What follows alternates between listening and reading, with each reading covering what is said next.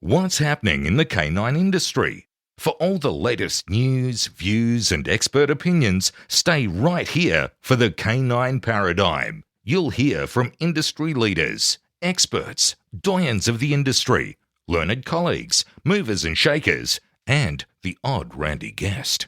Get the latest insights and expert advice from both here and abroad from the people in the know. Now, here are your hosts, Glenn Cook and Pat Stewart. And I'm Lofty Fulton, and I'm out of here. Hey, I need to tell you something. Oh, God, what is it? Some time ago, we did an ad episode where we talked about how we were going to get better with our ads. I was wondering where you were going. Yeah. We're so shit at the ads. That's what we said. We said, we're so shit, we're going to get better, and we just didn't. We don't. We're so full of shit. All right, well, here they are. We got 5 sponsors currently. All right, who are they? Read First them is out. the OG, the Einzelwiener. Oh, that knob. The buffhead. Yeah. No, he's the OG. He's been with us He's since the good. start. No, he's good. He He's is good. going to He's a sell good you boy. whatever you need. Yep. He'll get it. What you should do is contact Jason from Einswick Dog Queer with some peculiar product, tell him you want it, and make him get it in and sell Yeah. it to you. Even if you could buy it somewhere else, just make sure he gets it in for you. Just make that bastard work. But in all honesty, I'd say 90% of my shit comes from him, and it's all the best stuff. I did see some feedback on our forum where somebody was really intrigued about your handler package, the one that you got from Jason. Obviously, it works. Like, Yeah, it's people are good. paying attention to the Yeah, the ads. leashes That's are good. great. Even though we're shit at this, we do a terrible job of actually trying to keep things updated. It's great to see that the people who are investing in our show are actually getting some leeway. Yep. Mate, I've heard that your wife sells some canine products. My wife is doing great guns at the moment. I said before that she's been supported terrifically in the United States, which has been good, but I will swing that back home and say that so many more people in Australia are doing it.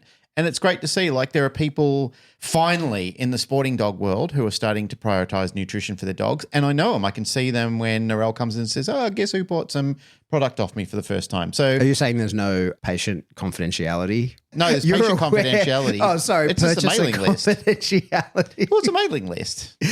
Are you aware my dog is taking pee, collagen, and what's the other thing he takes? Antonol. Antonol. Yeah. Yeah, it's been on that. Antonol is not Narelle's business, but I've got to do a shout out for Antonol. They are absolutely fantastic. They're very supportive of our show.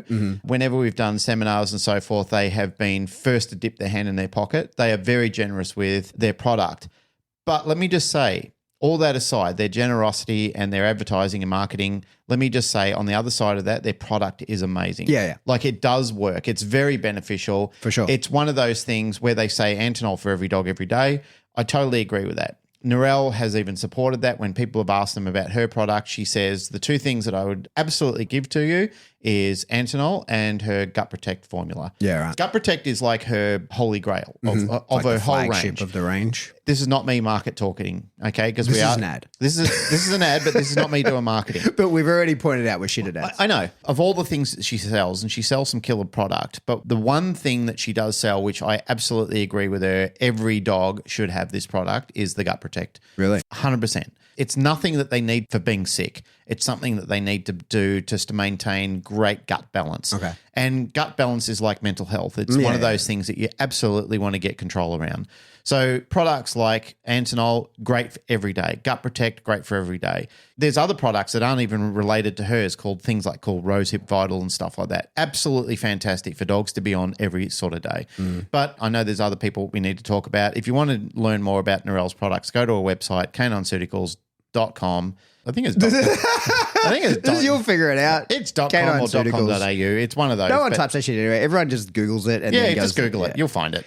Hey, Yeah. George Kittredge, I reckon we should get him on the show. We should have George Kittredge on the show. Yeah. Not only is he devilishly handsome, Yep. but he's got a fantastic, one-of-a-kind product that I've never seen replicated anywhere in the world. You and me were getting a car ride by him. We got to see the prototype firsthand. And then his bike got stolen with the prototype on it. did, Remember that? yes. Yeah. But anyway, George has Rowdy Hound Dog Box. And Yes. so it's a crate that goes on the back of your motorbike so that your dog can go everywhere with you. And Yeah. it's cool as shit. It's a great idea. You should Yeah. totally get one. Tailored Canines in Canada. Yeah, Do you know that Taylor from Tailored Canines is hosting Jazz Whiting later in the year? I do know that. Yes, Yes. I saw the ad. Very good. Yep. Not So only is she doing great stuff with her tailored canine, her training business. her training business, but she's also getting a fantastic trainer over there to help with her tailored training. She is.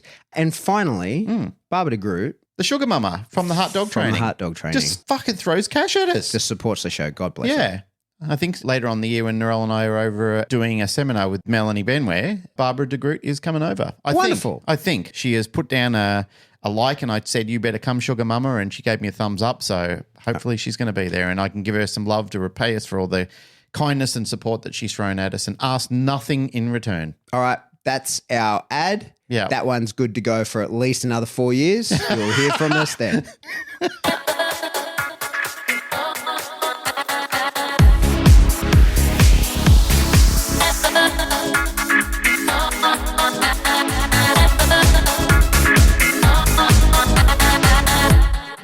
Welcome back to the Canine Paradigm. I'm your host, Pat Stewart, and I'm joined in the studio today by my co-host, Glenn Cook. Hello. How are you, sir? I'm good. Just been down to Canberra again, doing the, I've Cool guy told you stuff. anyway, but I'm telling everyone. Yeah. Did cool guy stuff with the Australian Federal Police, and we had some visitors from VicPol there as well. Fantastic. All did terrific. Did a great job. Yep. Awesome. Yep. The men and women down there, especially Kirsto and his team, should be very proud. That's nice. Yeah. All explosive dog stuff, right? Homemade explosives. They already train on their commercials. We just go up to do guest work with the HME through Red Team. Mm-hmm. Yeah, it was great. Every time I come on here and I've been down there, I always say I enjoy my time down there, but I really did. What I will remark on is because the dogs got exposure to like a second round so quickly, instead of it being a distance away, their recognition to odor was very, very fast and accurate this time. Something worth pointing out, I mean, because we've talked about this before, but Yep. a lot of people, listeners of the show might not realize that explosives, commercially made explosives, have what's called a tagget Yes, in them, right? And they do. that's a fake smell. It has a smell. I think the most obvious example of that is like LPG. Everyone knows liquid propane gas stinks, but it doesn't It's actually. odorless. Yeah, it's They odorless. put the stink into you just so you know you're... Yeah, so you can smell it so you don't blow yourself up. Yeah. And the way odor works is that people who stink don't know they stink because when you're around a smell for a really long period of time, your receptors kind of get full and you can no longer smell it until you've had a period away from it. And like the tagget in LPG will never do that. You'll never get sick of that smell. You'll always be able to smell Yeah, it. it's something that you'll always have like a sickly reaction to it. So the issue in explosive detection training is that commercially made explosives all have a tagget. So Well, if I don't know if they all do. My knowledge is not extensive enough to say they all do, but I Right. know that some of them do. Okay, but homemade explosives, which are typically quite volatile and are not something that gets kept on the shelf for a really long period of time because they change, and something that the average terrorist is going to make, that has a completely different smell to the type of explosives that are commercially available for police to train on. So what you actually do with Red Team is Coe makes the explosive Coe makes right the there. explosives on site. Yeah, makes it right there in front of the guys. Yep.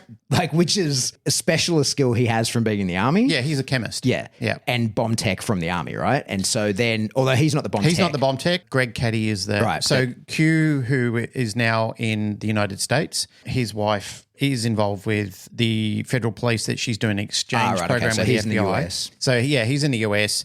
And Greg Caddy is now, he's the bomb tech on Right, site. so for he's Red a Team. former EOD tech, right? Yep. So who does the exploding of the HME when Yeah, it's he does the made, exploding, but he and also you do works the dog with training. Well, Greg and I do. Yeah, We- so we that's both a work cool together. setup, right? Yeah. So it's a pretty awesome thing you do. So you guys go down to the cops, you make the explosives right there in front of them. The dogs train on that explosives. You do the assisting in the training of that, and then you blow up the explosives to get rid of it at the end. Exactly. That's fucking cool. Yeah, it's a great course. I'll be honest, I have a limitation of advanced tactics in police and military because I'm not one of either. As I've admitted every single time, I've never walked that earth or that battlefront or anything like that.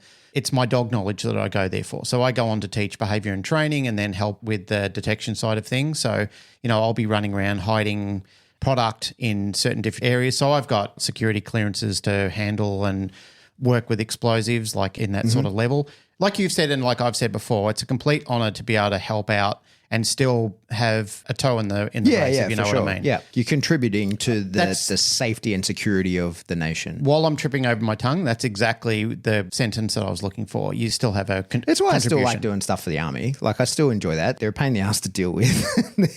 But I still enjoy assisting in the training of military dogs where possible. Yep. Because, you're contributing still. What I always have said and what I will continue to say is the pain in the arse side for the men and women who we work with, the people up higher who are the bean counters, the accountants, the people looking at the monetary side of it, the ministers involved, they're the people who are pain in the ass. Yeah. Like, So that's right. Yeah. They're not helping our people who really need the funding to make sure that these programs are readily available to them, that all resources are readily available to them, because these men and women put their lives on the line readily all the time for our national security. Yeah. And that's what I say to them. I always say a thank you to them, because I can board a plane safely knowing that they're at the airport and they're working, or working postal. Well, our border force people are doing those sort of things, and our state police are doing those sort of things, that they're checking events to make sure that if we're going to sporting events and they get a heads up that it could be a problem, they're out there checking, they're out there doing the work. And they're potentially putting themselves at huge risk by doing this sort of thing. So if there is a minister out there who does listen to our show, they Go fuck yourself. Turn it off. Well, what I will say to you is, don't fight these people on their budgets. Yeah. Don't be such tight asses with this type of work, because it is so imperatively important. They deserve a budget. It shouldn't be something that they're constantly screwed down on. If anything, it should be increased, and they should be looked after better. Well, and we're not exactly the Homeland Security podcast, but if there were going to be a terrorist incident in Australia that involved explosives, it would be homemade explosives. Of course it would be. To getting your hands on commercially made explosives here is very difficult, and like the only place you'd get that is like stolen from police, military, or a mine site. And it's all very controlled at those things, very difficult to do. You're not likely to have that. You're more likely to have, like, whereas the military in war zones, you get a lot of IEDs that are made out of repurposed explosives that are commercially made. Like when I got blown up, it was 3 mortar rounds that were repurposed into an IED. So that would have been detectable by the dog that didn't need to detect HME. Yep. But like domestically, you're not going to get that. Just to close on this as well, what I will say is that Andrew, who runs Red Team, he updates his knowledge all the time. The guy never rests on his laurels and just sits there waiting for something to happen. Like, he's researching, he's up with current information, current affairs. Like, he's looking at everything from a perspective. He's a major in the army as well, but he's looking at everything from a perspective of, if this was to happen, in preparedness, if I'm teaching people and educating them on the cutting edge material, what would I need to do and what would they need to know? Yeah. So if you are a government agency or anything like that, I can't recommend Andrew through Red Team enough. Like, get into contact with him. The guy runs a fucking tight ship. He's a great educator. He's very engaging. He puts really good material together. I never sit through any of his lectures and get bored listening to him talking. He's absolutely fantastic. And every time even this time, the reason we went down this time was just to quickly go over the odor again. But Andrew did a small presentation, and again, he's updated his information. Yeah. Like, he's got new slides, new information, new threat levels, everything like that. Yeah, so that stuff's constantly evolving, right? Yeah. You got to be in the know to find that shit out. Yeah. Hey, do you remember, well, Dog World, interesting place. Yeah. We've asked for questions that we can answer, and we've got tons of them. It's going to keep us busy for a really long time. Yeah, I was having a little sift through them, and there's some very engaging ones there. Yeah, so I'm looking forward to getting into that. But do you remember a few years ago, we read a children's book, but we couldn't actually read the book because, like, I think probably legally we probably could have, but the book was called Monkey Puzzle. It's by I do remember the Monkey Puzzle. Julia Donaldson. Axel Schaefer is the illustrator of it. She's got a bunch of great books, and we elected to just sort of talk about it and read sections of it, mostly because we weren't sure of the copyright infringement of reading a whole book online. But you sort of ad-libbed a lot of it because you've read it so many times. Yeah, well, it's one of my favorite books, and I really enjoyed it. And there's a whole episode on that people can go and listen to, because it's about staying in the positive. It's about explaining what you want rather than what you don't, right? It's about explaining, giving all the detail necessary, and not inferring that somebody else is going to understand what you mean, right? And it's about a monkey that's lost and explaining to a butterfly that it's looking for its mother, and describes its mother, and the butterfly keeps coming up with these ridiculous things. Ultimately, you come to understand that the butterfly can't understand that the monkey's parents would look like it, because its parents didn't look like it, right? Because the butterfly was a caterpillar and it became a butterfly. So, geez, that sounds like our society at the moment. There's another children's book that I think I would like to discuss before we get into the questions answered. There's another children's book. Now, fortunately, this one was written in 1837. So I'm pretty sure. 1837? Yeah, 1837 by Hans Christian Andersen. So, oh, yeah, great author. Yeah, so I feel pretty confident we're allowed to read this one out loud. Didn't Dick Van Dyke play Hans Christian Andersen in a I don't know. TV movie? I don't know. I He think might did. have. I think he did. Dick Van Dyke. Yeah, I don't know. I just like saying that name, Dick Yeah. Van Dyke. Yeah, it's a fun one. Yeah. What's your Nicely. favorite word to say? Spumoni. Spumoni? Yeah. Yeah, mine's percolator. But dildo is a fun word as Dildo well. is fun, yeah. It's a fun word. It's fun to call someone a dildo too. I can't say I've done that. Okay. So this short story is called The Emperor's New Clothes. All right. I'm going to read it word for word. It's translated. It was originally written in Danish. So if you go looking for versions of this, there's a few different translations, right? So this one that I'm on now is on the Hans Christian Andersen Center. It's on the website. He was Swiss, wasn't he? As Danish, I believe. Danish, okay. Yeah. I knew Yeah. he's Nordic in some aspect. Yeah, okay. So the emperor, do you know like the role of an emperor in modern society? Like, do you know sort of like the King of England? Do you know the function that they serve? They're a representative of the people. A modern king is different than what a medieval That's king right. is. That's yeah. right. So like They're these more of a days, diplomat these days. Well, these days they're a representative. I think that it's an interesting thing. I heard a Stephen Fry talk about it, and I believe it very much that like it's something that a lot of societies could do with a king in a constitutional monarchy the kind of way that we do, in that it's a figurehead, but it's a representative of the country itself, right? So like you could imagine if in America there was an Uncle Sam, right? Imagine it was a real dude and he wore his fucking top hat and his ridiculous outfit and he lived in a castle, but he couldn't tell anyone what to do, but he was the representative of America, right?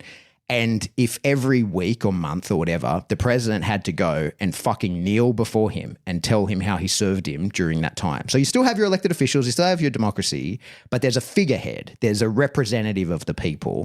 And the president has to get on his fucking knees in front of all those people and tell him how he served him during the week. Like, I think that's a really important thing. And that's why I think some of the monarchies that we see throughout Europe continue to persist, right? Well, I think the Queen of England did a very good job of that. That's right. So she's a representative of the people. She's probably the last one that people will take seriously because I think, she was a serious monarch. Yeah. Like she took that job very well and she put herself above all else. Yeah. But all through Europe, they've still got kings and queens that do the same shit, right? They don't have a lot of power. They can't boss people around, but they're a representative of the people.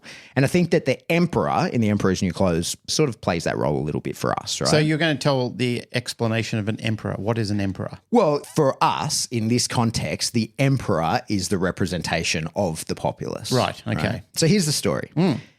Many years ago, there was an emperor so exceedingly fond of new clothes that he spent all his money on being well-dressed. He cared nothing about reviewing his soldiers, going to the theatre, or going for a ride in his carriage, except to show off his new clothes. He had a coat for every hour of the day, and instead of saying, as one might, about any other ruler, the kings in council, here they always said, the emperor's in his dressing room. So this guy's really fond of his clothes. We've identified that. His clothes could be like a bit of a representative of his dogs, perhaps. He really likes his dogs. The people, they really like their dogs. Oh, I see what you did there. I'll carry on. Okay. In the great city where he lived, life was always gay. Every day, many strangers came to town, and among them, one day, came two swindlers. The odd thing about this book is none of the characters have any names. We just know these two swindlers, and I find that sometimes confusing. I like to assign people names. What would you name the two swindlers? Well, there's two of them. Two? Okay. Yeah, and they're referred to as male, so we'll give them male names. Maybe we could call one of them Zach. That would be a fair name for one of them. And another swindler could perhaps be called George. Okay. Okay. Okay, so they're two people. Yep. Yeah, there's two different people. Yep. They let it be known they were weavers. And they said they could weave the most magnificent fabrics imaginable. So the clothes is really representative of dogs. The emperor is representative of the people. The clothes are representative of dogs. Yep. And a weaver might be, in our context, representative of a trainer. These swindlers were pretending to be. So master weavers or master trainers? I'll carry on. Okay, let's see what the rest of the book has to say. They let it be known they were weavers, and they said they could weave the most magnificent fabrics imaginable. Not only were their colours and patterns uncommonly fine, but clothes made of this cloth had a wonderful way of becoming invisible to anyone who was unfit for his office or who was unusually stupid. So that's what they've said about their clothes. And then the emperor, he says, those would be just the clothes for me, thought the emperor.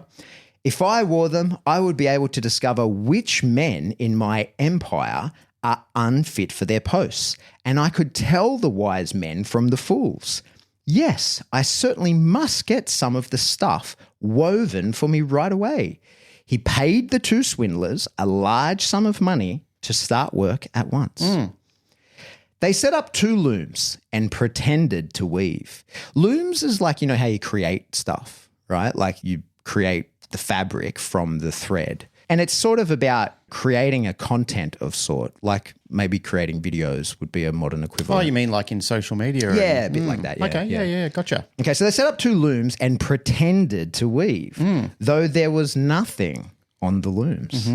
All the finest silk and the purest old thread which they demanded went into their travelling bags while they worked the empty looms far into the night. I'd like to know how those weavers are getting on with the cloth, the emperor thought, but he felt slightly uncomfortable when he remembered that those who were unfit for their position would not be able to see the fabric. It couldn't have been that he doubted himself, yet he thought he'd rather send someone else to see how things were going. The whole town knew about the cloth's peculiar power, and all were impatient to find out how stupid their neighbours were.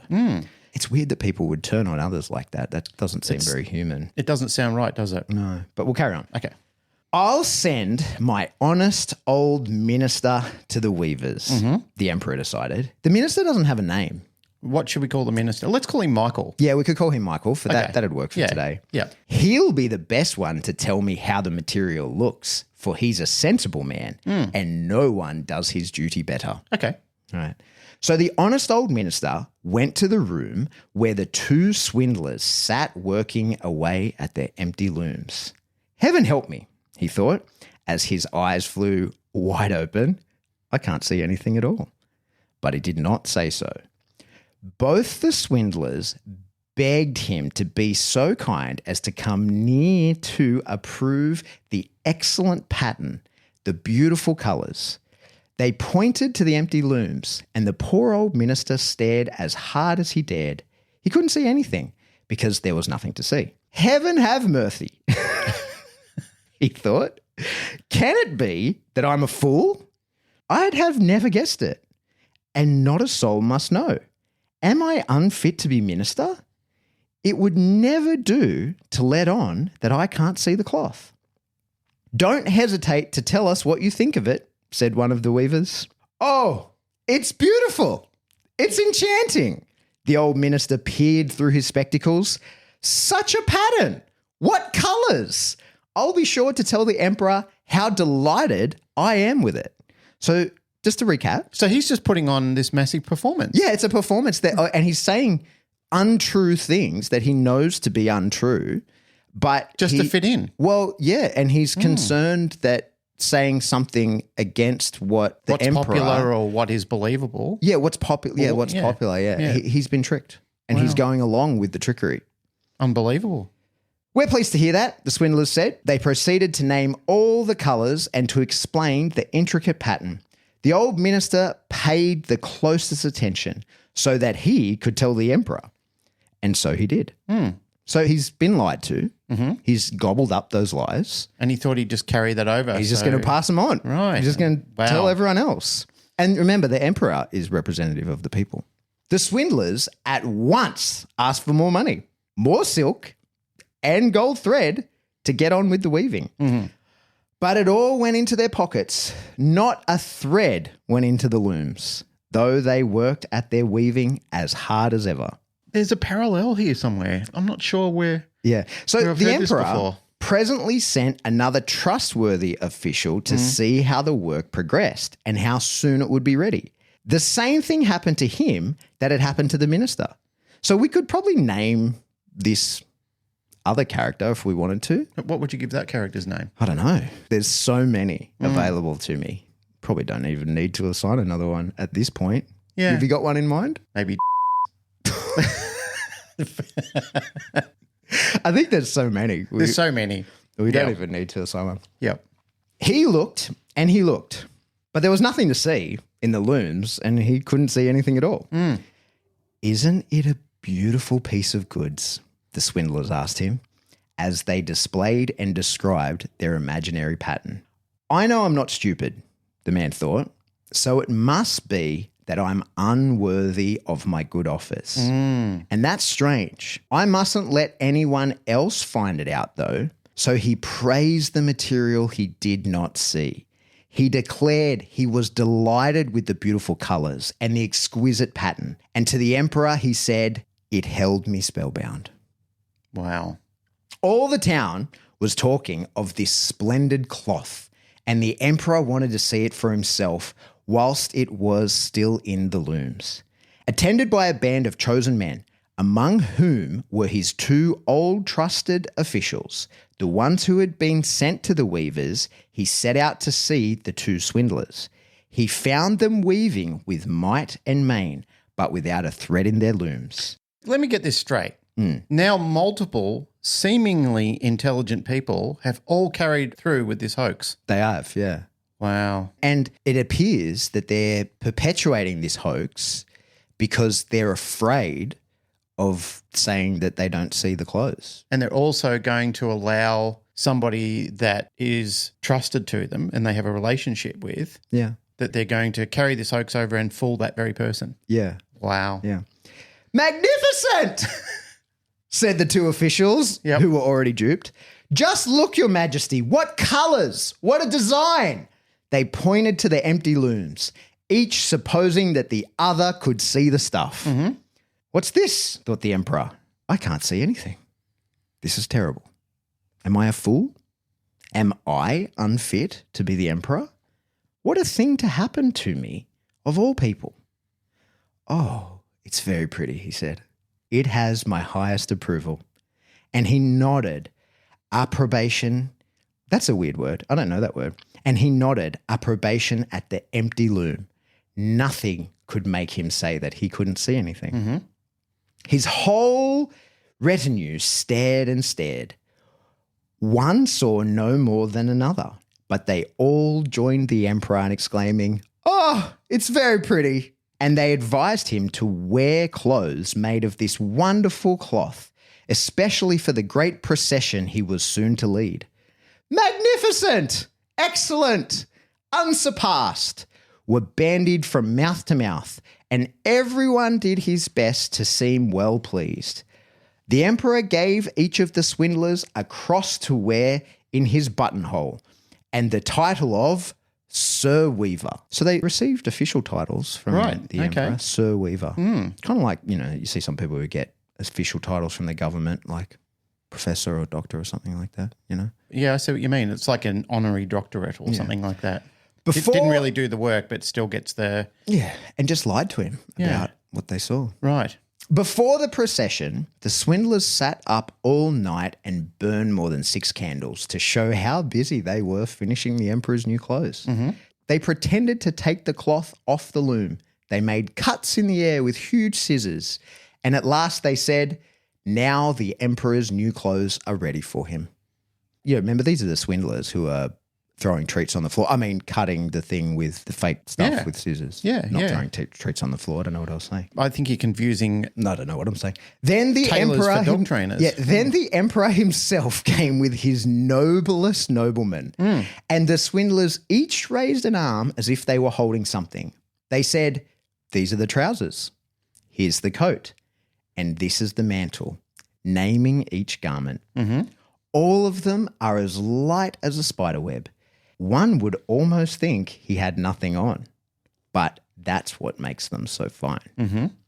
Exactly, all the noblemen agreed, though they could see nothing, for there was nothing to see.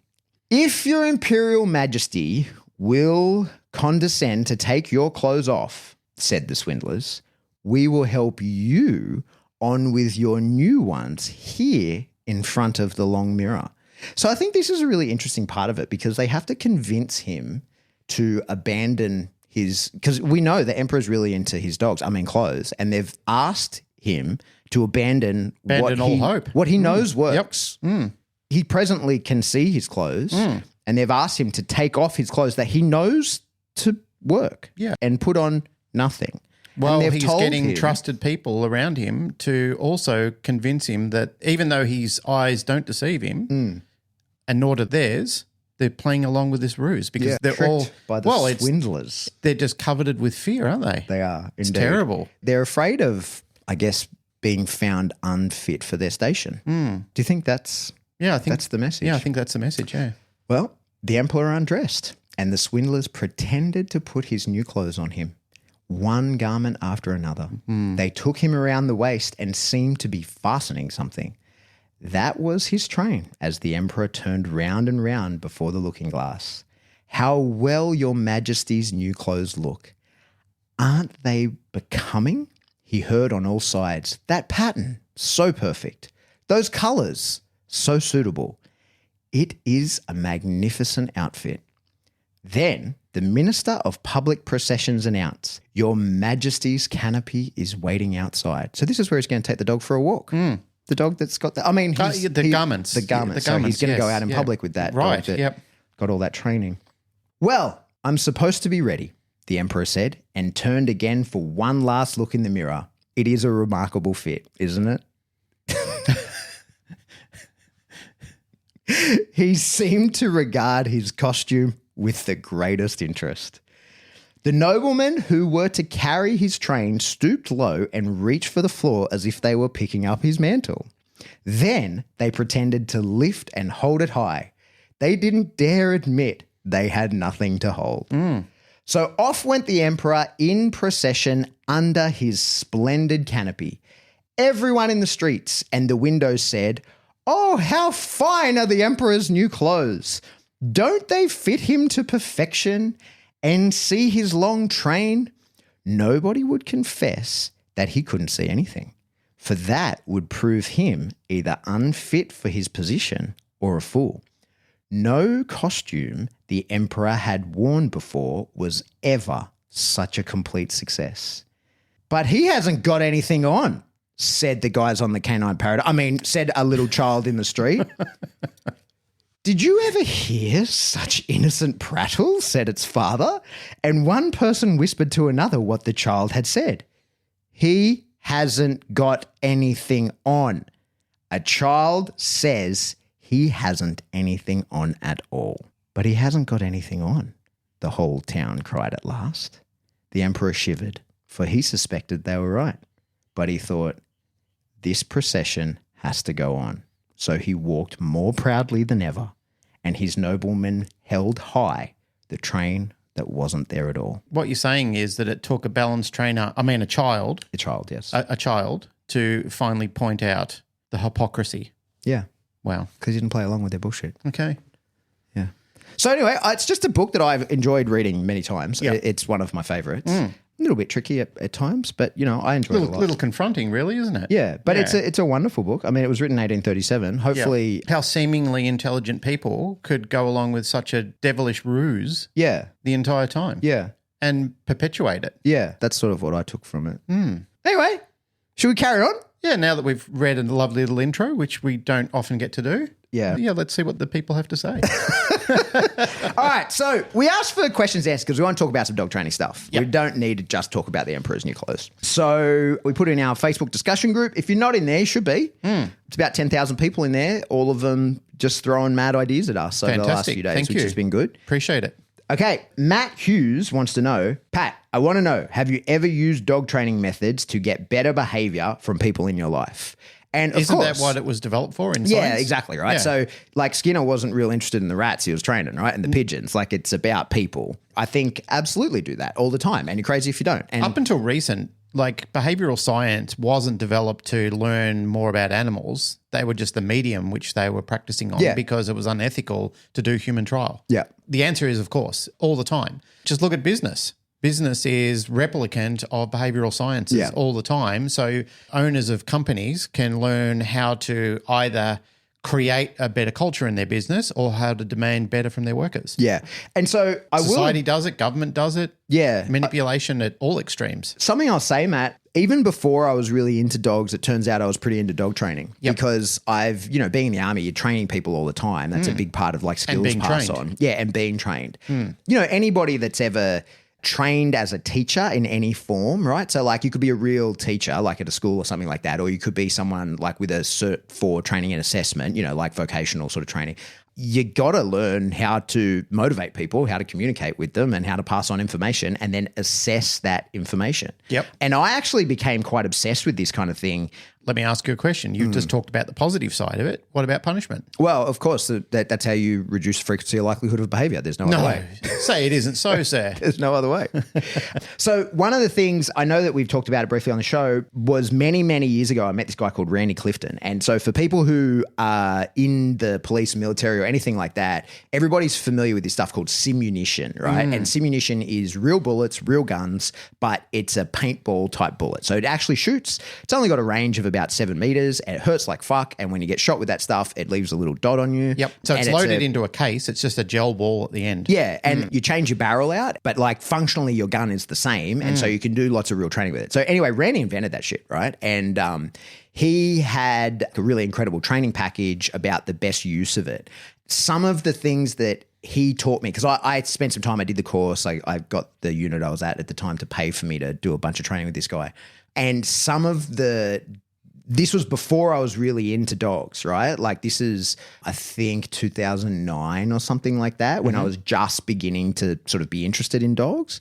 Some of the stuff that I learned from him has developed the very foundation of a lot of my dog work. Yep. Yeah. And it had nothing to do with dogs. As far as my knowledge of him and his training, we never spoke dogs. We only talked about training of people for combat situations. And quite a lot of the things that I learned from him are the very foundation of what went on to be a lot of my dog work. And quite a few of the things that I have attributed to learning from people like you, from Sam, my first mentor in dogs, from Bart, from lots of people, I then have kind of gone like, oh, actually, no, I learned that from Randy, right? Like I learned that from this guy in a totally different context. He didn't frame it to me as dog training, but it's training. It's training. Yeah. And it's about how to, conditioned responses, stress. Shaping and chaining behaviors. Yeah, all that kind of stuff. And the way that the really high level stuff, the way that you perform under stress and the way that training has to be done in a way that replicates real life and first broken into like component parts and how seriously you have to take all the component pieces, because when the pressure is on, you don't get to think, right? Like you're only going to, those neurons are going to fire and they're going to take the path of least resistance, and you're not really going to be in control of yourself. So that the training that you do has to prepare yourself to make those good decisions when you're not actually making decisions, when they're on an automatic response. Isn't it funny when we start talking about like the phases of training and then socialization, habituation, and how we all melded in together, and how as you migrate through phases of training, like learning training, you minimize everything, and then during training you start to frequently increase it, and then towards proofing you start hammering it on. And then in real life you kind of realize this has happened to me when I've been trained, when I've been learning something. It's been in a quiet environment, limiting distractions, so I can actually learn how to apply the principles. And then as I get more and more, then I've got to go to job placements where it's got to actually happen, and then they're going to start introducing the occupational side of it while I'm actually on the job.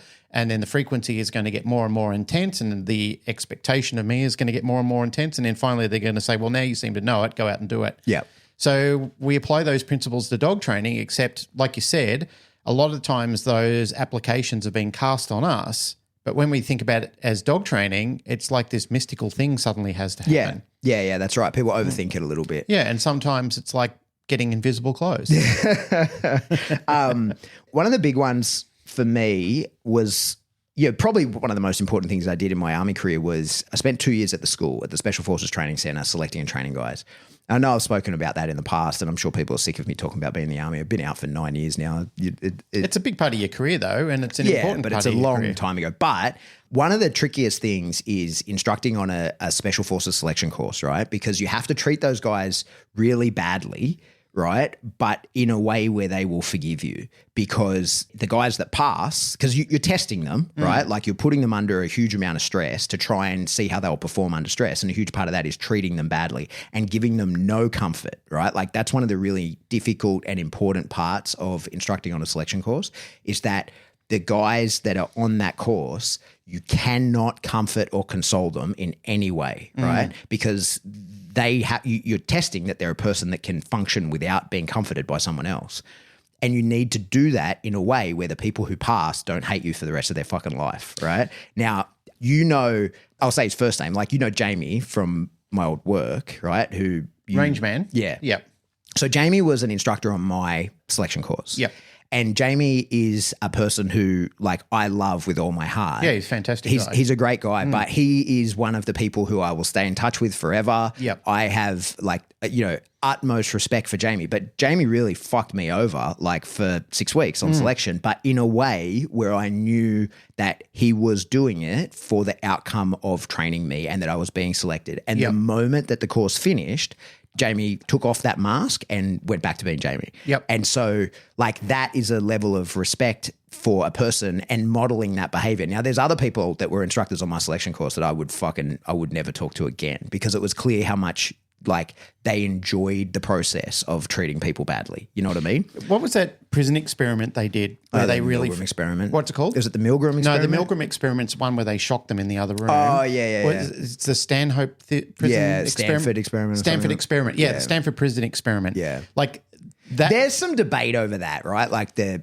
efficacy of that experiment. Like there is. The idealism of it was to try and find out the true personality of who you become. Some people really lean into being an overseer. Yeah. Like some people who have had obscurity before and suddenly they get power.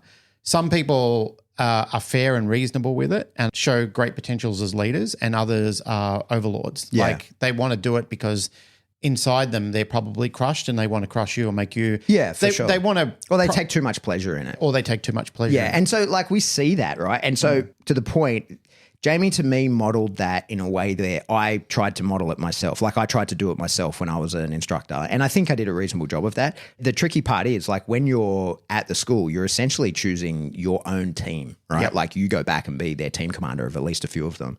And so I think I did a pretty good job of that.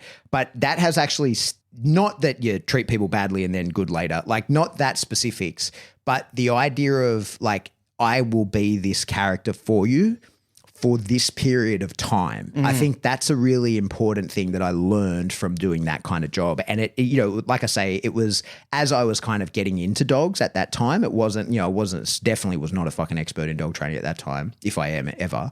But I, at that moment, really came to understand, like, oh, okay, like, I have the capacity to wear a bunch of different masks. Like, I can be in the moment I need to be it, what I need to be to achieve an outcome, and then I can change who I am. And I think that's what dog training is, right? Like, that's a huge part of modeling to a dog and showing the dog, like, hey, this is who I am while you're that. And when you're something different, I will be something different. And sort of like, I've dealt with plenty of outrageously aggressive or over-the-top dogs. And to those dogs, I'm very different to the other day. I was rolling around on the floor with a 16-week-old golden retriever, just letting it lick my face and cuddling it and having a good time, right? So the way that I interact with dogs is really dependent on what's the outcome for that dog and who does that dog need me to be in that moment. Yeah. Now, my goal is, of course, that I want to get to being rolling around on the floor, kissing the dog, but I can't start there all the time. Sometimes the dog needs me to be something different altogether so that we can get to that point. And that's what I think is really one of the biggest lessons that I learned early on, and what I still do with people all the time is, like, you show, like, hey, this, what you're doing results in this from me. And that's who I am when you're that. And when you're something different, I'll be something different, and I can help assist to shape your behavior through the feedback that I give you. It's stirring in the shit or stirring in the cream, Exactly, isn't it? exactly. I know I'm famously known for my movie lines and quotes. I heard you talk about this in another conversation. It may have been on here, or it may have been when we've had our group chats before. I saw a movie some time ago called The Patriot with Mel Gibson, and there's a scene where the English colonel is there with, I think he's the lieutenant. He's a real cruel guy, and he's the one that he killed Mel Gibson's son in the early stages of the movie. But he really has a vendetta against him. But the colonel is trying to rein him in. He's trying to say to him, I don't need you to be this barbaric person. I need you to help me win this war so then we can continue to have commerce with these people after we're done. When this war is over and we get back to trade, we have to have a relationship and we have to have that fellowship with each other. His whole point about this was, once the war is done, we're no longer enemies, we're trade buddies. Sometimes in some of my own experiences, staff, friends, dogs, sometimes, as you said, you have to have this like a little warish skirmish sort of together. And then when it's done, it's done. It's in the past. Like you shelve it. You just say, all right, we had that. We had to have that. But now we're through that. We don't have to have that anymore. Yeah. We don't have to revisit. We don't have to think about it. There should not be any residual to it. We just had to have that moment of behavior that together we had to transpose, and now we don't have to do it anymore. It's done. Yeah. It's in the past. Yeah. If there is any linger to it, then you did it wrong. Yeah, that's exactly right, right? Like I think that's one of the things that we have to understand in using emotions or our own, what people get to see of us and what the dog gets to see of us is that you got to be in control of that, right? Like those emotions, you've got to decide what to show. But deep underneath, it still has to be you with your best intentions, right? Like that's what I think can be really difficult for some people to wrap their head around when like you're very cold or like a dog's having a tantrum on the end of the line because it's reacting to something and you're just like, hey, I'm not giving you any feedback here, right? And in the moment, I might be like, oh, fuck, this is really bad. I don't like that this is happening. This dog's going through a stressful situation. I'm not happy about this in the slightest, but this is the situation I'm in and this is the situation I have to deal with. And this version of me deals with that best. Yep. And so this is what I will show to the dog. Whereas internally, like I'm thinking, oh, like I still care about this and this dog very, very much, but this is the right thing to do. And so what I appear to like to an observer, you might appear cold and unfeeling, but in reality, you care very, very much. But displaying that in that moment isn't necessarily going to be very, very helpful. To recall a situation that happened to me when I was a kid, my uncle, he was my first hero that I ever had in life. Amazing person. He really took over a father role for me when I was a little kid and I needed a father role.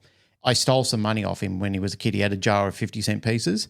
And I helped myself to them and I went to school and I started, like I had like $5. Yeah, rich man in town. Yeah, I was a rich man in town. I went to school and I was buying kids treats and I bought one of the kids something. Easy to spend money that ain't yours, isn't it? Exactly.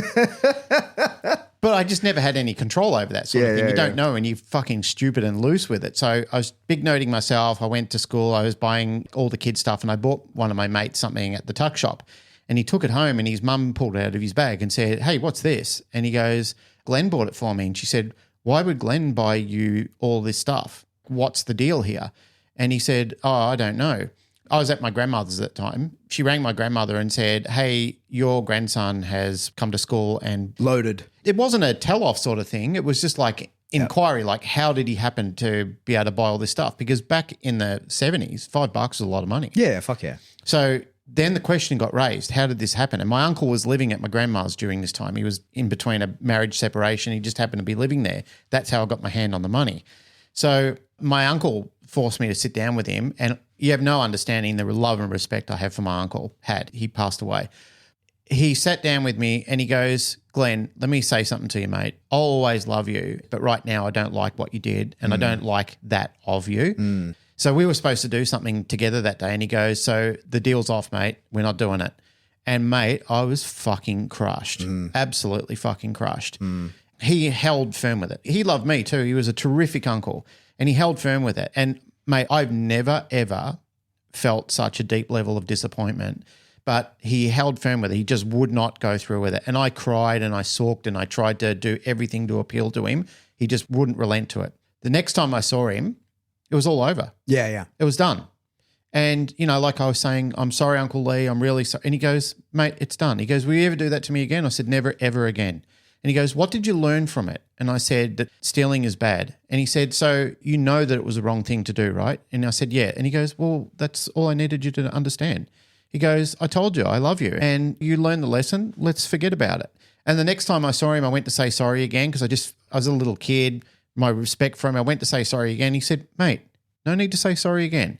We're done. And I never said sorry to him again for it because I believed him. He made it clear to me. He didn't lord it over me. He didn't punish me every time. He didn't say, remember that time you stole money off me or make me feel small or make me feel bad. He just made the lesson stick in my mind. Yep. And I never forgot it.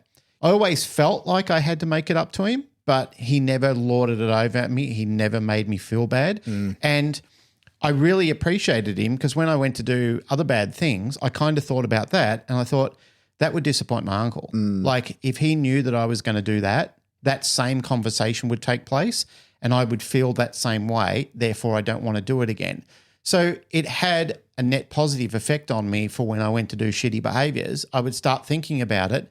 And I've thought to myself, if I was able to transpose that to a dog in the right way, where I didn't have this residual effect where the dog was afraid, but then thought to itself, it's not because I'm afraid, it's just because I know how stupid this behavior is and what it leads to. If I was able to transpose that, I'd be really happy with myself as a trainer that I didn't have a dog that felt like it needed to be compelled into fear around me, but knew that similar behaviors to this just weren't worth the while. The juice wasn't worth the squeeze. Yeah. While you're talking, I was thinking, I'm a fan of the Stoics a little bit, right? And there's this passage in meditation. So meditation. How could you not be a fan of Marcus Aurelius? Yeah. So meditations, people don't know, it's his journal, right? So like it was never intended to be published. It was never written as though there would ever be a reader. And so there's this part in it where he's kind of calming himself down, and he's been in a meeting that he's angry. And in his own writings, he sort of is talking about how annoying and insufferable these people that he's been in these meetings are with. And he calms himself down, and he ends up sort of coming back around to the fact that he loves them and that he truly has their interest at heart, and that the disagreements that they've had, he has to find his way to work around because he truly loves these people that he's had the meeting with. Yep. And he doesn't mention the people. And when you look at the historical context of it, it seems as though he actually was in a meeting with enemy combatants. It was when they were he was at the front in those Germanic wars. And it was likely that the person he had had the meeting with was like a captured enemy combatant. And he finishes like, I'm trying. I guess there's an issue of the historical contents of they were conquering those people, right? Like there is that concern. But he was like, hey, this is happening. The empire's growing, right? Like this is happening. And I don't mean you any ill harm. I love you as a person, like I love all people, but we are in disagreement. And I think that's one of the really important lessons that the whole world could learn right now is that you are totally able to disagree with people, become highly frustrated, become as strong a disagreement as we're invading your country and it's going to fucking happen whether you like it or not because we're the Roman Empire and we're steamrolling you. It can be that big a disagreement, but you can still then reflect and go, but I hold no ill will towards you, right? Like we can disagree on things, but I don't need anything bad to happen to you from this. Like I love you in that you are a person. You are a reflection of me. You are another version of me. In your circumstances, I would be you, right? So I think that's an important thing that, we acknowledge in these kind of times, Don't know how much that relates to dog training, but it's interesting to me nonetheless. I think anything of stoicism or even reflections on how you can be a better person and understand how to control some of these big emotions, because it seems to be these big emotions that's getting us in so much trouble. There seems to be a very ill feeling towards one another that's procreating around the world for various different things, whether it be sexes or dog training or politics, or you can see what's happening in the American politics at the moment. I mean, it's what a time to be alive, to be on the – it's like watching some absurd show taking place where we're just seeing such hypocrisies and such hubris being thrown around that we're just thinking, what's going to happen next? What could possibly happen next? Like, how could anything be so remarkable? It doesn't hurt to be reminded that people have put extensive thought into this in the past. And maybe, like people say that you shouldn't be looking backwards, but I think now is a time that we should be looking backwards. You have to. I think now is a time that for the Stoics and the philosophers who were getting it right and they were thinking about how do we improve ourselves? How do we make ourselves better in these sort of situations? One thing that I've come to realize, and this was a line that I saw in The Walking Dead, where Negan was talking, I don't know the exact words because I can't find the clip and I really want to find it, but he was talking about how even though Rick's team thought Negan was the bad guy, their team thought that Rick's team were the bad guys. Yeah. And when you sort of layer it over, it's like watching the movie The Karate Kid, where people say it was Daniel who kicked Johnny in the face. Yeah. Like it was him who started the fight. He butted in on a discussion that he was having with his ex-girlfriend and started the fight. That's what caused him the problem. Yeah. And then when they were going to let well enough alone, he went after him and he started causing fuckery. Yeah. But we were voting for Daniel all the time, like we were looking at him like he's the victim in this sort of story. But then when the Cobra Kai series came out and they relayed it and said he started the fight. Have you seen Wicked, the musical? No, but the movie's coming out. Yeah. Well, the musical is wonderful. And I imagine the movie will be the same. It's the same story, but it's the story of the Wicked Witch. Yeah. And how she's not actually the Wicked Witch. It's the Wizard of Oz. The Wizard of Oz. It's full of shit. And she called him out. Yep. Kind of like the Emperor and his no clothes. So, Matt, yes. Long answer. I use dog training methods on people all the time because training methods are training methods. And I think that if you don't, you're kind of crazy. Especially, I think that having honed my skills in dog training and become pretty good at it, I have seen a pretty significant change in the way that, not a massive change, but like my patience and the way that I deal with my two sons has even changed significantly. As, when Rip was born, I knew a decent amount about dog training, but not as much as I know about with Axel being born. And some of the things that I've been able to, like strategies I've been able to implement and stuff like that with him, have, in my opinion, been really handy to know how to do this kind of stuff and really understanding. Like there's this trend of gentle parenting, which is almost like the force-free of parenting. And it's quite interesting to see the misunderstandings of that. Like it's the idea that you give a lot of positive feedback, right? But it's like not at the cost of any negative feedback or aversive feedback, because you got to reward the correct behavior and continue that expression. But you also have to give feedback to go like, hey man, don't do that. Like that's not acceptable, right? Like that's not going to get you where you're going. That's not going to make you friends. That kind of behavior, like those sorts of things. And being able to know how to do that in terms of the delivery of reinforcers and punishers and using those as communication. That's a big part of what I teach now, is that when we're using reinforcement means, hey, do more of that. And punishment means don't do so much of that, right? The specific techniques of how you do these kinds of things, there's a lot of, depends on the situation, depends on the person, the dog, the fucking bird, whatever it is. But it's that you're going like, no, I don't like that. Don't show me more of that. Or no, that's great. Do more of that. And that's how we narrow down behavior. Like that's like bumper bowling. You're bouncing off the bumpers until you end up in the channel of correct. We have a nervous system and a synaptic system that's been hardwired over thousands of years of evolution to understand that as well. Yeah. It's only suddenly that I really believe it's probably only in the last 20 years that with this evolution is thinking of, don't use negatives. Yet we've been hardwired to survive and understand that. Yeah. And I've heard other people in the scientific community talking about that as to say, why are we excluding something that for all the years of evolution of humans and animals, we have a capability of understanding we need aversives in our life to understand how to avoid those type of behaviors. And suddenly we think we know better. We're having people telling us, no, you don't do that. Where's the proof? Where's the evidence? All right. Natasha Breed.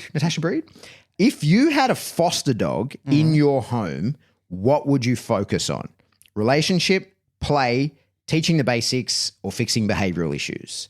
And then there's a comment from Steve Mazza says, if I can add something to your question, please, what would you focus on? Also considering you don't know if you will be fostering a particular dog for a few weeks or a few months or longer. Whatever's glaringly obvious. Yeah. That's the thing that I would focus on. Yeah. Like if I'm bringing a dog into my house and there is some rambunctious or obnoxious behavior that I can see this is definitely going to affect our relationship. First and foremost, you have to decide how the dog's going to fit into your household. We can't just immediately decide what do I need to do going forward for the next person who takes up this dog. You've got to live with this dog for however long you elect to live with this dog for. So the first thing that you need to focus on is what does the dog need to do to fit inside the structure of your house and the rules that you've elected to do so.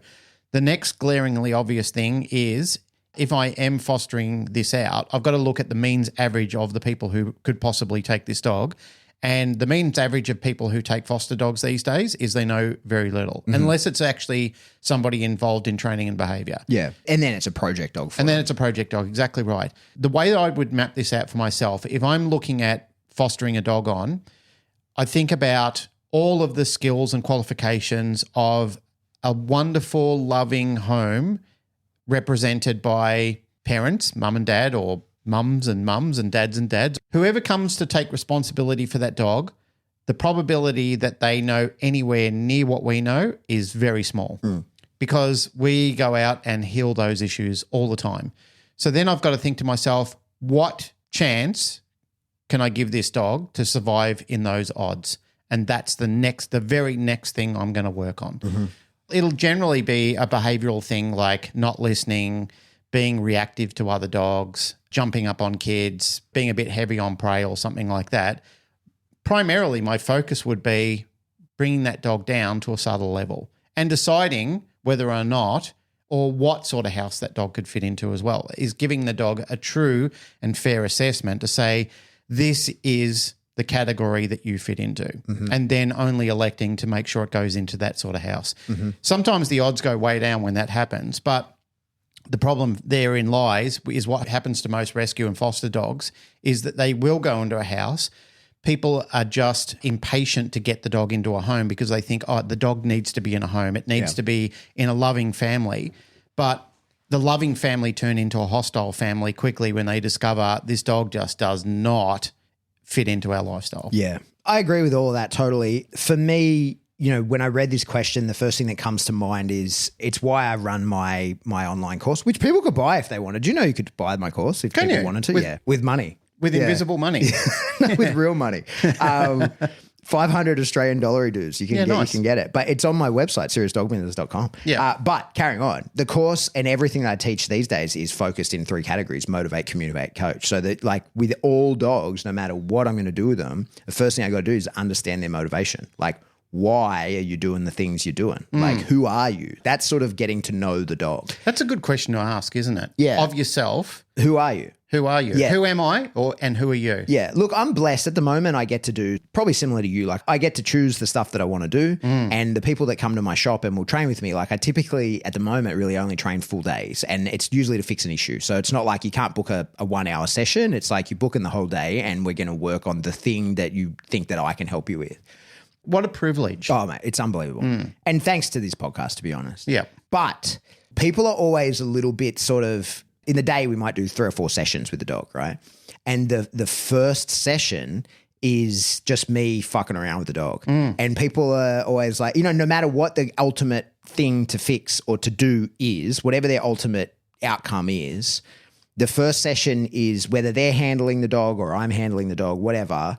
I'm just like, oh, give him food, do this. And I just feel him out. Like just kind of go like, who are you? How do you respond to this stuff? It's an assessment. Yeah. And just not, I don't have a rigid criteria of things I'm going to do, but I just want to interact with the dog and I want to offer it food and I want to offer it games and I want to give it a little correction for something. I want to find something that I can go like, hey, don't do that about, and see the way that the dog deals with that. So you're saying flexibility over rigidity. Absolutely. Yeah. But then from that session, that's what I mean when I say like motivation, because I'm not going to build motivation in that one session. It's about understanding who are you? Why and what do you motivates you? Yeah, what spins your dials? And I think this is one of the things I always sort of say to people, and I teach it when I teach seminars and it's in the course, is that I ask people who know me personally, right, like who have been out to dinner with me and stuff like that, go back and really have a think about our first conversation. And you'll remember me asking you a lot of questions because if I'm going to develop a friendship with someone, it's important to me that I figure out who they are early on. And if I like the person, because I don't want to get in their way. And I use sort of, you know, in dog training examples, I talk, you know, some of the people that you'll meet in dog sport are fucking hyper competitive, right? Like hyper competitive. And that's why they're involved in dog sport. And so once I come to understand that of someone, I'm like, okay, cool. Like I know who you are and I see you. I appreciate your competitiveness. I don't necessarily have the same thing that you do, but I'm not going to get in your fucking way. Like that's one of the things when you get really competitive people, you go like, all right, well, if I can help you be successful, that will endear you to me. But what I need to make sure I don't do is get in your way of the success that you've set out to achieve or beating other people or whatever it is, right? So understanding the motivation of the dog allows you then to okay, I see who you are. Let me figure out how to talk to you about things, right? Like I know what you like. I know what you don't like. I know how you respond to positive stimuluses. I know how you respond to aversive stimuluses. Let's figure all that out.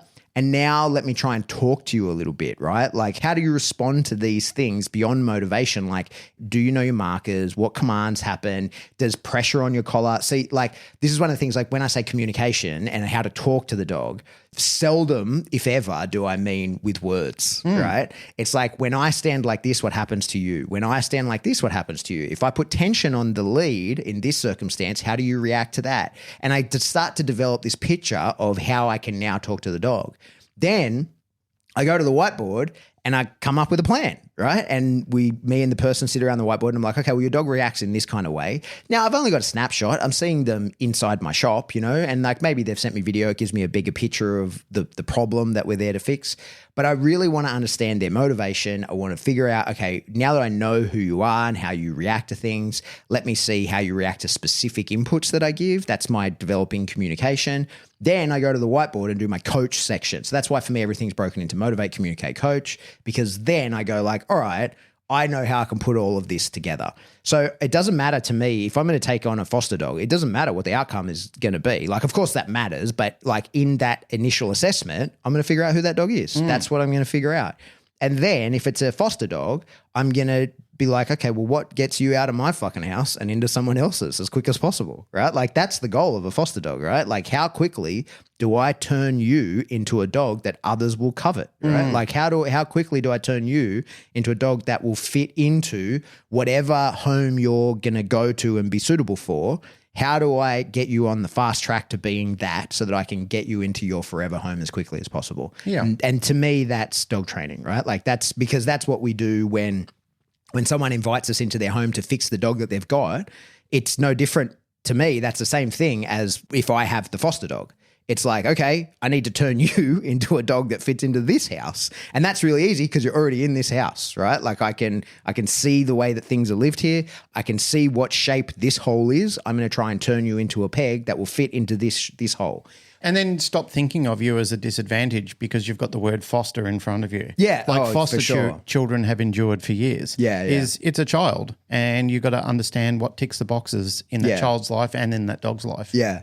In terms of fostering dogs, look, I've only done this a couple of times. I'm not a dog fostering guy. It's not a thing that I do. I'm not really involved in rescue, but I've had dogs that were people-less for periods of time while they were waiting to go to their people.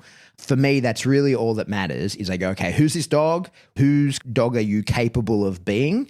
How do I, as quickly as possible, turn and ethically and, like lastingly, not saying quickly as possible, like how do I cover the cracks, right? Like how do I fill the cracks, right? Like how do I truly turn you into a dog that someone wants? And again, I'm not involved in rescue, so, come at me in the comments, whatever. But like, I don't want a dog being rescued because of the fucking sob story of he's abused and he's scared of the man in the blue hat and all the fucking bullshit. I want like, this dog's rad. Can't believe someone else didn't want him. That's the fucking goal that all rescues should be trying to create with their dogs and their new pet parents. It should be like, fuck yeah, someone missing out on this dog. This dog's got potential. He's a good dog. And with the right type of person who's willing to take on board a few extra things, he's going to be a great dog and you guys are going to be in love with each other in no time. Yeah, exactly. So that's the goal with any foster dog is how quickly can I turn you into a dog that somebody desperately wants to take home? One of my mates was a foster kid many years ago when we were all kids.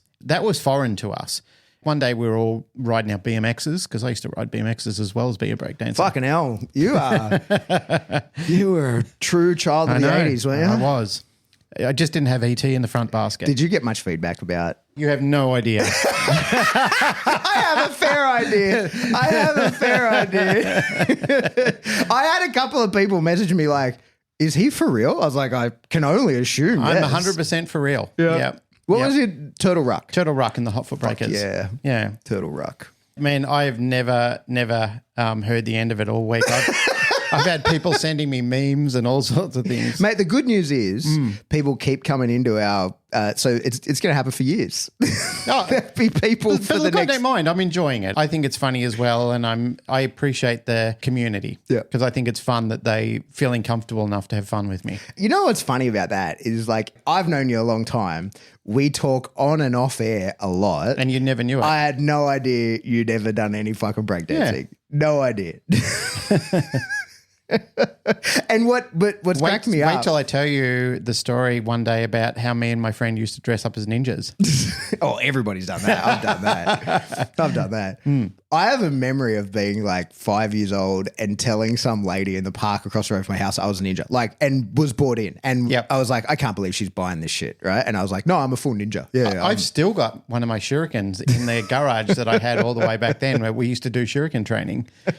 My mate Mark and I.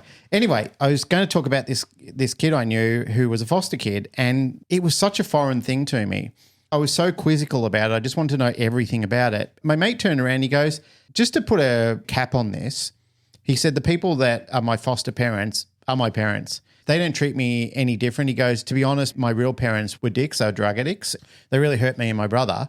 He goes, my brother lives with me with these people as well. They're my parents. They're the raddest people I know. He goes, they give me opportunity. They give me a life. I call them mum and dad because they are my mum and dad. And he said, I'll forever be grateful to them. And I said, do you have any hang-ups? He goes, yeah, that they didn't take me sooner. He goes, for some reason, I was blessed that these people came into my life. So his foster parents never thought of him as a foster child. They never treated him like a foster child, like he was indifferent to them. They treated him like him and his brother were two children of theirs, as good as biological kids, and they loved them and cherished them and looked after them.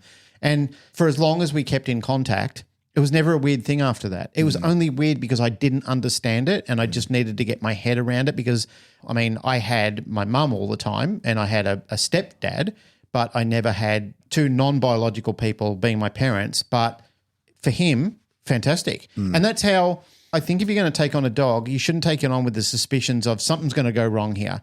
Some people have taken foster kids in and gone, I'm taking a street urchin into my house who's going to rob me one night. And that's happened. That certainly has happened before where, you know, like I know of situations where kids have gone in and rolled them and then disappeared and gone off and gone into drugs and prostitution and all that sort of shit. I absolutely know of that happening, but not in that case. And there's been plenty of dogs where they've gone into the home and as you've said before, the people have gone, this dog was like it was meant to be here. It's amazing. It's absolutely incredible. And there have been other times where it hasn't been that good because sometimes the pairing process has been completely wrong. It's going in armed with love but not common sense. Yeah. And there's never really been a trainer involved as well. So it's just been a rush job where it's been incompatible from the beginning.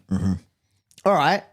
We've got our last one here. Okay, let's get into it. It's Joni Benj, and she says, what do I do with a dog that Joni? chases... Joni, yeah. And Not Josie. No, it's Joni. Have you seen that clip where the guy calls out Josie and she falls down the hole and it goes, Josie's on a vacation far away. I haven't. It's fantastic. Okay, it's Joni, not Josie. Joni Benj says, what do I do with a dog that chases deer? And to you, Joni, I would say stop buying invisible clothes from people.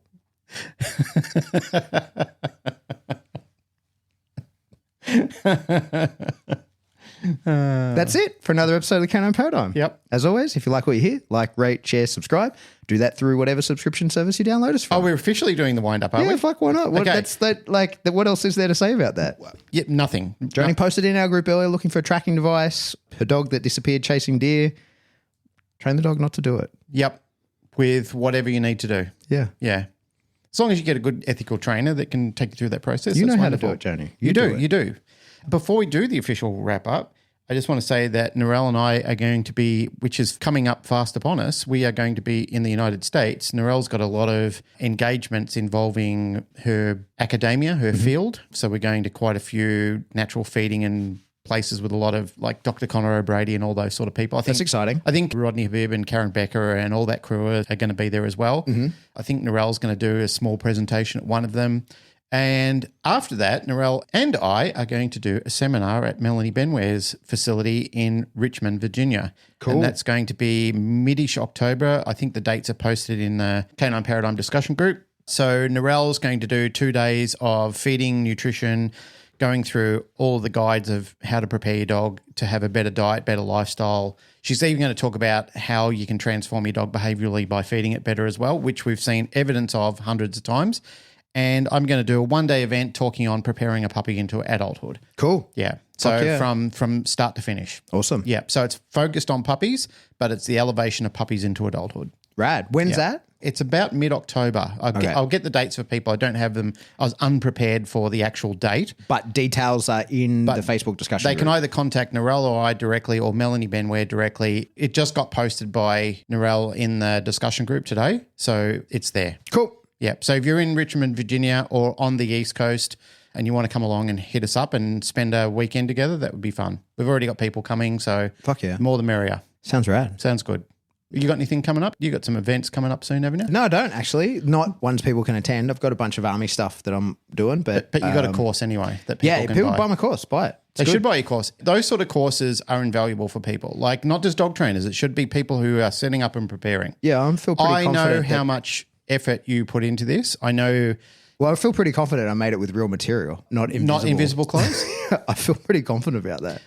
That's one of the reasons why I feel blessed to know you is not only are you a good storyteller, but you're a thorough storyteller. Like you tell the story from both angles and you give people the complete picture. So for me and for many other people, knowing people like you is an honor and a privilege because you actually put a profound amount of work into making sure that it's not just a story that you're telling for the hell of it. It's something that you have cared so much about that you've developed a package based on some of the most relevant information in our world. Thank you, sir. Not a sales pitch because I've got plenty of other... It's not a sales pitch. I've got plenty of other sales funnels to try and pitch your stuff. But the truth is the course, the one that's available now, there's more that I'm working on. I don't know how that's all going to get packaged. I don't know when it's all going to come out. But the course that's available now, it's all theory. It's just me explaining dog training. And I do that through telling stories. So it's just a series of stories all woven together. And through that, you'll understand dog training really, really well. And like, I firmly believe, like some people are kinesthetic, there maybe is, I've looked into the science of that. Maybe there isn't, people think that they're particular types of learners, that a lot of that doesn't really hold up under too much rigor.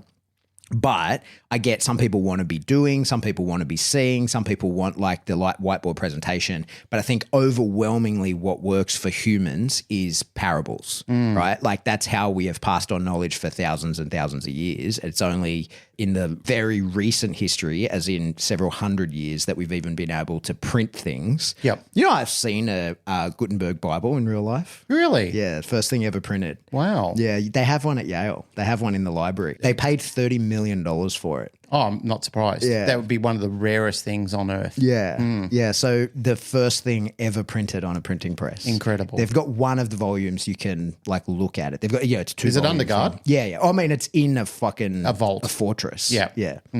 It's worth $30 million. Well, that's what they paid for it. God knows what it's worth. Anyway, yeah. So the course is that, and it's not, this is how you have to do it. It's like, this is how the system works, right? So like choose your own adventure after that. And that's why now the stuff that I'm teaching as like the bolt on from the course is the pros and cons, because it's like, okay, like let's discuss why you might want to choose one of these techniques over the other. But the fact is like this is how the system works. This is how positive reinforcement works. This is how negative reinforcement works. This is how punishment works. This is how negative punishment, like it's the whole system come together. This is how classical conditioning has the effects that it does. This is ethology and like what it means to be a dog, all that kind of stuff. And it all comes together. So anyway, that's the course. But thank you. I appreciate the kind words. If I think about and circle all the way back to the original story you told, it reminds and equates to an Einstein quote that I heard some time ago, and it was reinvigorated into my vocabulary recently, which says that genius has its limits, unlike stupidity. I know you not to be a stupid man, Pat Stewart. I try my best. And I've appreciated having a partnership with you in this podcast and just a friendship with you in life and seeing the integrity that you bring to not only my life, but multiple other people as well. Thank you, sir. These are such kind words. Back at you. Yeah. I appreciate you too. I know you do. Thank you. What a circle jerk we've just had. I feel relieved. Nice way to end it. All right. That's it for another episode. Can I Paradigm? Yep. As always, if you like what we hear, like, rate, share, subscribe. Do that through whatever subscription service you download us from, and then just go do it to another one. Indeed. They don't check. They don't. If you want to support the show, best way to do that is to jump into Patreon. Financial support is always welcome. Yep. There's many tiers in Patreon. You could pay as much or as little as you like. Yep. And you get access to different stuff. And you get blocked if you're Larry Crone. Yeah, I have no idea how the fuck that happened. I don't know either. I unblocked him, but it's just weird. I think it had to do with that he had the 2 profiles because he changed email addresses, or it's got to be something like that. But I couldn't figure it out. Yeah, Anyway, I looked at it today. I'm thinking, what the hell? And I finally found the block tab, and I went in there and it said Larry Crone, and I unblocked it. Yeah, sorry, Larry. I have no idea how that happened. It was bizarre. Appreciate you very much. Thank you, Larry. Definitely wouldn't be blocking you. That's Yeah, for sure. no, we love Larry a lot. Lots of love for Larry Crone. What you could also do to support the show, Yep. T-shirts. Now, they're real too. They're not made of invisible thread. You can actually see these things. You don't have to pretend in front of your friends. Yeah, you can wear them. It's got real logos and real sayings on the back. Like, you don't have to pretend you're reading something random out just because some fictional absent-minded character, and which I call a NPC, a non-player character, has convinced you otherwise. But here's the thing. The show will always be free, whether you pay us or not, right? Yep. Like, you can pay us a bit in the Patreon, you can have some extra stuff, and I go live. I did that today, actually, and answered questions for a couple of hours, but the show will always be free. Yeah, our haters don't actually donate any money to us. Yeah. You know, like if they come and check out our content, it doesn't actually go into our funnel. So maybe it should. And by the way that we've had the same ad rolling for forever, you can see how much we like actually, how much, and when people, we are constantly being asked by people, can we advertise on the show? And we're like, oh no. So anyway, yeah. Oh, get in touch with us. Yeah. Get in the Facebook discussion group. Yes. Get in there. When we're looking for content, that's where we go snooping. And I like just snooping around in there. I like knowing what's going on in the zeitgeist. Well, it's nice to see what our community finds fascinating, interesting, troubling, confusing. Yep. And that way it can generate discussion. Yep. It's a relatively bullshit-free environment. It is. There's a couple of people in there. There's a couple of people I think that have just come to punish us. There's a person in particular who I love being in there. Yeah. I love the way that person continually exposes themselves for who they are. Yeah, the odd snarky comment here and there. Anyway, carrying on. Yeah. If you want to get in touch with us directly, you should shoot us an email. We got info@thecanonparadigm.com. Mm-hmm. And just remember, folks, I love you. Goodbye.